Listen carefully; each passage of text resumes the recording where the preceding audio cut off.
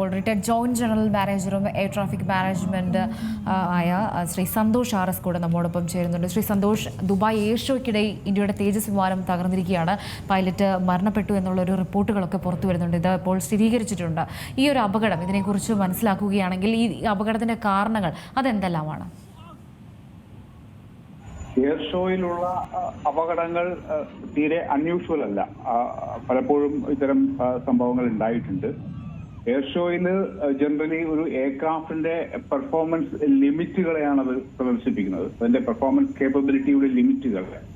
അപ്പൊ അത് അതിന്റെ ഒരു പെർഫോമൻസ് എൻവലപ്പിന്റെ ബൗണ്ടറീസിൽ കൂടെ സഞ്ചരിച്ചാണ് കാണിക്കുക. ഇപ്പൊ അതൊരു ഒരു ഡൈവ് ചെയ്താലോ, അല്ലെങ്കിൽ അത് ഭയങ്കരമായ ഹൈ ജി പെർഫോമൻസ്, വളരെ സ്പീഡിൽ വളരെ പൊക്കത്തിലേക്ക് പോവുകയോ അല്ലെങ്കിൽ താഴേക്ക് കുതിക്കുകയോ ഇങ്ങനെയെല്ലാം ചെയ്യുന്നത് ഒരു എയർക്രാഫ്റ്റിന് പെർഫോം ചെയ്യാൻ പറ്റുന്ന അതിന്റെ കേപ്പബിലിറ്റീസിന് ഒരു എൻവലപ്പ് ഉണ്ട്, അതിന്റെ ഒരു പെർഫോമൻസ് ലിമിറ്റ്സ് ഉണ്ട്. ആ ലിമിറ്റ്സിന്റെ സൈഡിൽ കൂടെയാണ് ഈ സമയങ്ങളിൽ വിമാനങ്ങൾ സഞ്ചരിച്ച് കാണിക്കുക. അപ്പോ അപകടത്തിനുള്ള സാധ്യത സാധാരണ പറക്കുന്നത് പോലെയോ അല്ലെങ്കിൽ മറ്റെന്തെങ്കിലും ഓപ്പറേഷനിൽ പങ്കെടുക്കുമ്പോൾ ഉള്ളതിനേക്കാളും ഒക്കെ വളരെയധികം കൂടുതലായിരിക്കും അതിന്റെ റിസ്ക്.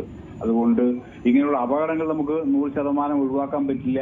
അത് വിമാനത്തിന്റെ കേപ്പബിലിറ്റിയോ അല്ലെങ്കിൽ അത് ഫ്ലൈ ചെയ്യുന്ന ആളിന്റെ കഴിവിനെയോ മാത്രം ആശ്രയിച്ചല്ല ഇരിക്കുന്നത്. അതാത് സമയങ്ങളിൽ ആ എൻവയോൺമെന്റിൽ ഉണ്ടാകുന്ന മാറ്റങ്ങളും ഇതിനെ സ്വാധീനിക്കാൻ പറ്റും. കാരണം ഇത് അതിന്റെ എക്സ്ട്രീമിറ്റിയിൽ കൂടെയുള്ള ഒരു സഞ്ചാരമാണ്. അതേപോലെ തന്നെ സാർ, ഇതിനു മുൻപ് തേജസ് ഇതുപോലെ ഒരു അപകടത്തിൽ പറ്റിയതായുള്ള റിപ്പോർട്ടുകളൊക്കെ പുറത്തു വരുന്നുണ്ട്. അതായത് 2010 മധ്യത്തിൽ സേനയുടെ ഭാഗമായതിനു ശേഷം ഇത് 2ാം തവണയാണ് ഇതുപോലെ തേജസ് ഒരു അപകടത്തിൽപ്പെടുന്നതെന്ന് പറയുന്നുണ്ട്. തേജസിനെ കുറിച്ച് പറയുകയാണെങ്കിൽ അല്ലെങ്കിൽ അതുമായി ബന്ധപ്പെട്ടിട്ടൊക്കെയുള്ള തേജസിന്റെ ഒരു കപ്പാസിറ്റി അല്ലെങ്കിൽ അതിന്റെ ഒരു പ്രതിരോധ സംവിധാനം അതൊക്കെ എങ്ങനെയാണ്, അതിന്റെ മേന്മകൾ അതെങ്ങനെയാണ്? തേജസ് എന്ന് പറയുന്നത് ഒരു ഇന്ത്യയിൽ തന്നെ ഡെവലപ്പ് ചെയ്തെടുക്കുന്ന ഒരു ലൈറ്റ് കോമ്പാക്ട് എയർക്രാഫ്റ്റ് ആണ്. അതിന് ഒരുപാട് പെർഫോമൻസ് കേപ്പബിലിറ്റീസും അഡ്വാൻറ്റേജസും ഉണ്ട്. അതിന്റെ ഡിസൈൻ സിംഗിൾ എഞ്ചിനാണ്, മൾട്ടി റോൾ എയർക്രാഫ്റ്റ് ആണ്. അതൊരു 4.5 ജനറേഷനിലുള്ള, ഇപ്പോൾ latest generation 5th generation fighter aircraft ആണ് ഇപ്പോൾ ഉള്ള ഏറ്റവും ലേറ്റസ്റ്റ് ജനറേഷൻ. അതിന് 4.5 ജനറേഷനിലുള്ള ഒരു എയർക്രാഫ്റ്റ് ആയിട്ടാണ് ഡെവലപ്പ് ചെയ്യുന്നത്, ഇന്ത്യയിൽ ഡെവലപ്പ് ചെയ്യുന്നതാണ്. ഇതിനു മുമ്പ് ഇത്തരം ഫൈറ്റർ വിമാനങ്ങൾ ഇന്ത്യയിൽ അധികം ഡെവലപ്പ് ചെയ്ത് ഇല്ലാത്തത് കൊണ്ട് നമുക്കതിന്റെ ആ ടോട്ടൽ ഡൈനമിക്സ് അറിയാൻ പറ്റില്ല. ഒരു ഫൈറ്റർ എയർക്രാഫ്റ്റിനെ ഡെവലപ്പ് ചെയ്യുമ്പോൾ ആക്സിഡൻസ് ഉണ്ടാകുന്നത് അതിന്റെ പെർഫോമൻസ് ലിമിറ്റുകളെ ഇവർ പരിശോധിക്കുമ്പോഴത്തേക്ക്, അല്ലെങ്കിൽ പൈലറ്റുമാരോ അല്ലെങ്കിൽ അതിന്റെ ടെസ്റ്റ് പൈലറ്റുമാരോ അതിനെ പരിശോധിക്കുമ്പോൾ ആക്സിഡന്റുകൾ യാദൃച്ഛികമായിട്ട് എങ്കിലും ഉണ്ടാകാറുണ്ട് എന്നാണ് ഞാൻ മനസ്സിലാക്കുന്നത്.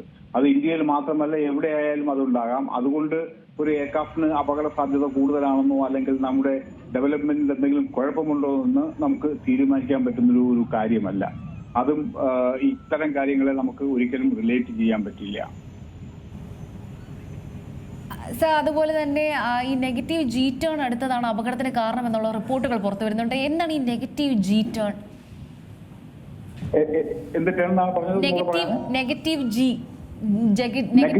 ടേൺ ജി എന്ന് പറഞ്ഞാൽ നമ്മുടെ ആക്സലറേഷൻ ഡ്യൂ ടു ഗ്രാവിറ്റിയെയാണ് നമ്മൾ ജി എന്ന് പറയുന്നത്.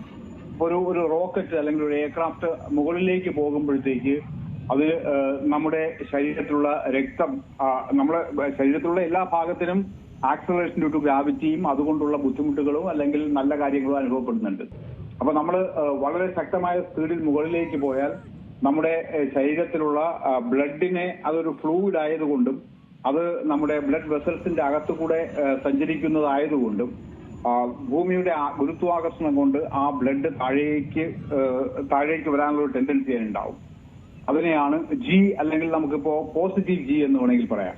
അപ്പൊ നമ്മൾ മുകളിലേക്ക് പോകുമ്പോൾ സാധാരണ നമ്മുടെ സമതലത്തിൽ നമുക്ക് അനുഭവപ്പെടുന്നത് 1G ആണ്. അപ്പൊ നമ്മൾ അതിന്റെ ഇരട്ടിയാവുമ്പോൾ അതിനെ 2G എന്നും 3G എന്നും അങ്ങനെയാണ് അതിനെ കൗണ്ട് ചെയ്യുന്നത്. അത് നമ്മുടെ ഒരു ആക്സിലറേഷൻ 9.8 ആണ് അതിന്റെ ഒരു വാല്യൂ എന്ന് പറയുന്നത്. അപ്പൊ അതിന്റെ ഓരോ മൾട്ടിപ്പിൾസിനെയും 2G, 3G, 4G എന്നിങ്ങനെ പറയും. ഫൈറ്റർ എയർക്രാഫ്റ്റുകളൊക്കെ മൾട്ടിപ്പിൾ ഇതുപോലുള്ള പോസിറ്റീവ് ജിയിലും അതുപോലെ നെഗറ്റീവ് ജി. ഒരു എയർക്രാഫ്റ്റ് താഴേക്ക് വരുമ്പോഴത്തേക്ക് അത് താഴേക്ക് വരുമ്പോൾ നമ്മൾ തലകുത്തിയാണ് വരുന്നതെന്ന് നമ്മൾ സങ്കല്പിച്ചാൽ നമ്മുടെ തലയിൽ നിന്ന് ബ്ലഡ് ഇങ്ങനെ കാലുകളിലേക്ക് മൂവ് ചെയ്യുന്നതായിട്ട് നമുക്ക് തോന്നുന്നല്ല, അത് യഥാർത്ഥത്തിൽ മൂവ് ചെയ്യും. കാരണം ആ ഗ്രാവിറ്റിയുടെയും ഇനർഷ്യയുടെയും ഇഫക്റ്റ് കൊണ്ടാണ് അത് സംഭവിക്കുന്നത്. അതുപോലെ മുകളിലേക്ക് പോകുമ്പോഴത്തേക്ക് നമുക്ക് നമ്മുടെ തലയിൽ നിന്ന് ബ്ലഡ് താഴേക്ക് വരുന്നതായി തോന്നും. അത് നമ്മുടെ ബ്ലഡിന്റെ ഇനർഷ്യ വെയിറ്റ് കൊണ്ടും അതുപോലെ ഗ്രാവിറ്റേഷണൽ ഫോഴ്സ് കൊണ്ടും സംഭവിക്കുന്ന ഒരു കാര്യമാണ്. താഴെ നിന്ന് മുകളിലേക്ക് പോകുമ്പോഴത്തേക്ക് നമുക്ക് അതിന് ഒരു ബ്ലാക്ക് ഔട്ട് ഫീലിംഗ് ഉണ്ടാവും. നമ്മുടെ കണ്ണിലൊക്കെ ഉള്ള രക്തസഞ്ചാരം വളരെ കുറയുകയും പൈലറ്റിന് തന്നെ കാണാനുള്ള കാഴ്ചശക്തി കുറയുകയും ചെയ്യുന്ന ബ്ലാക്ക് ഔട്ട് എന്ന് പറയും. അതുപോലെ മുകളിൽ താഴേക്ക് വരുമ്പോഴത്തേക്ക് മുഴുവൻ ബ്ലഡും തലയിലേക്ക് ഇരച്ചു വരുന്നത് കൊണ്ട് അതിനെ ഒരു റെഡ് ഔട്ട് സീൻ എന്ന് പറയാം. നമുക്ക് കണ്ണു തുറന്ന് നോക്കിയാൽ നമുക്കൊരു ചുവപ്പ് പിഞ്ച് പോലെ നമുക്ക് തോന്നുന്നതായിട്ട് തോന്നും. ഇതിനെയാണ് നെഗറ്റീവ് ജി എന്ന് പറയുന്നത്.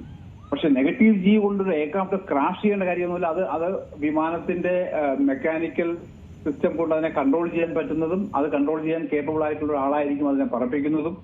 അപ്പൊ അതുകൊണ്ട് അത് നെഗറ്റീവ് ജി കൊണ്ട് മാത്രം ഒരു വിമാനം ഒരിക്കലും ക്രാഷ് ചെയ്യില്ല. അതിനെ കൺട്രോൾ ചെയ്യാൻ എന്തെങ്കിലും ബുദ്ധിമുട്ടുണ്ടായിട്ടുണ്ടാവണം.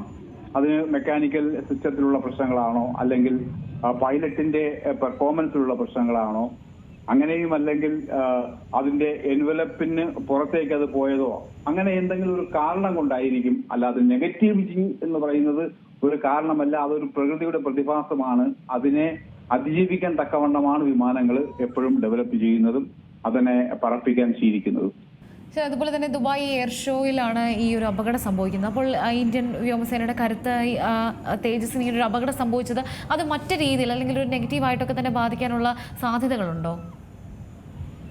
ഞാൻ ഒരു കാര്യം പറയാം. ഇത്തരം എയർ ഷോകളൊന്നും ഇങ്ങനെ ഒരു മത്സരവേദിയല്ല. നമ്മൾ വിചാരിക്കും പോലെ ഇന്ത്യയുടെ വിമാനം അവിടെ അപകടമുണ്ടാക്കിയില്ല, മറ്റൊരു രാജ്യത്തിന്റെ വിമാനം അപകടമുണ്ടാക്കി എന്നതുകൊണ്ട് നമുക്ക് അവിടുത്തെ ഡിഫൻസിനെ പറ്റിയോ അല്ലെങ്കിൽ എയർഫോഴ്സിനെ പറ്റിയോ വിലയിരുത്താനുള്ള ഒരു വേദിയല്ല. ഇതൊരു നമ്മുടെ കേപ്പബിലിറ്റീസിനെ പ്രദർശിപ്പിക്കുകയും ഒരു കമേഴ്സ്യൽ ആക്ടിവിറ്റിയും കൂടെയാണ്. അത് കണ്ട് ഇംപ്രസ് ആവുന്ന രാജ്യങ്ങൾ ഇതിനെ എന്തെങ്കിലും വാങ്ങിക്കാൻ ശ്രമിക്കുകയോ അല്ലെങ്കിൽ അങ്ങനെ എന്തെങ്കിലും കമേഴ്സ്യൽ ആക്ടിവിറ്റീസ് ഇതിനകത്ത് ഇൻവോൾവ് ആണ്. രണ്ടാമത് നമ്മുടെ രാജ്യത്തിന്റെ കേപ്പബിലിറ്റീസ് നമ്മൾ പല ടെറൈനുകളിലും പല സിറ്റുവേഷൻസിലും അതിനെ പ്രദർശിപ്പിക്കാനുള്ള കഴിവും മറ്റുള്ളവരുടെ കഴിവുകളോടൊപ്പം അതിനെ ഒന്ന് മാറ്റുരച്ച് നോക്കാനുള്ള ഒരു വേദിയും കൂടെയാണ്. അല്ലാതെ ഇതിനകത്ത് ഒരു മാത്സര്യത്തിന്റെ യാതൊരു എലിമെന്റും ഇല്ല. ഒരു 1, 2, 5 എയർക്രാഫ്റ്റ് ഇങ്ങനെ ക്രാഷ് ചെയ്തു എന്നുള്ള കാരണത്താൽ നമ്മുടെ എയർഫോഴ്സ് മോശമായി പോയിന്നോ അല്ലെങ്കിൽ നമ്മുടെ ഡെവലപ്മെന്റിന് ക്വാളിറ്റി ഇല്ല എന്നോ നമ്മൾ ധരിക്കേണ്ട യാതൊരു കാര്യവുമില്ല എന്നാണ് ഞാൻ വിശ്വസിക്കുന്നത്. ശരി, വളരെ നന്ദിയുണ്ട് ശ്രീ സന്തോഷ് ഈ അവസരത്തിൽ പ്രതികരിച്ചു.